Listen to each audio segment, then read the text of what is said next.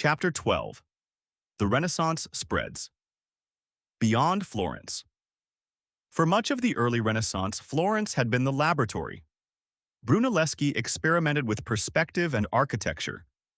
Donatello revived classical sculpture. The Medici financed artists and scholars.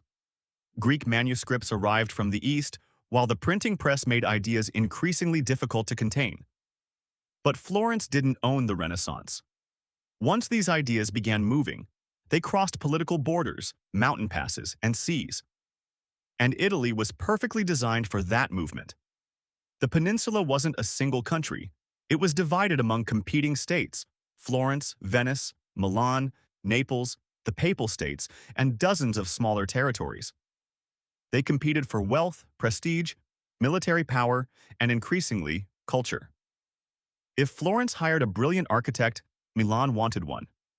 If one ruler commissioned an extraordinary painting, another wanted something even more impressive. Artists followed the money.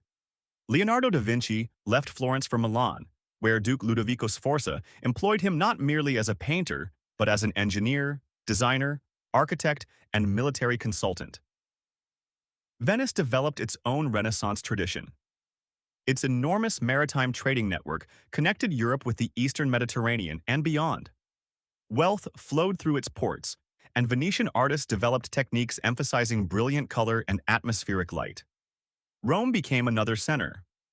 The popes increasingly used Renaissance art and architecture to demonstrate the power and magnificence of the church.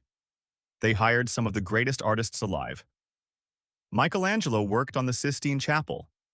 Raphael painted enormous frescoes in the Vatican. Bramante began rebuilding St. Peter's Basilica. But the Renaissance was no longer confined to Italy. Merchants, diplomats, soldiers, scholars, printed books, and traveling artists carried its ideas across the Alps. In Germany, the Netherlands, France, England, and elsewhere, Renaissance ideas mixed with local traditions. Northern artists often focused intensely on realism and tiny details.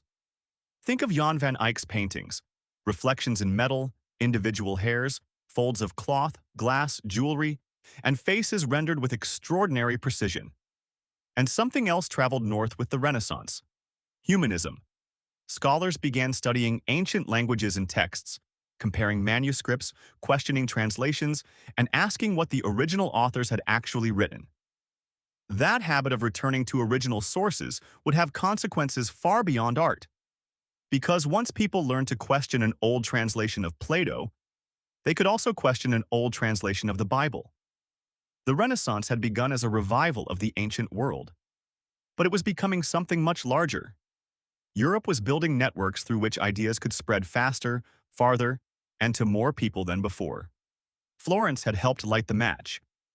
The printing press, international trade, wealthy patrons, universities, and traveling scholars were carrying the flame. And soon that flame would reach a German monk named Martin Luther.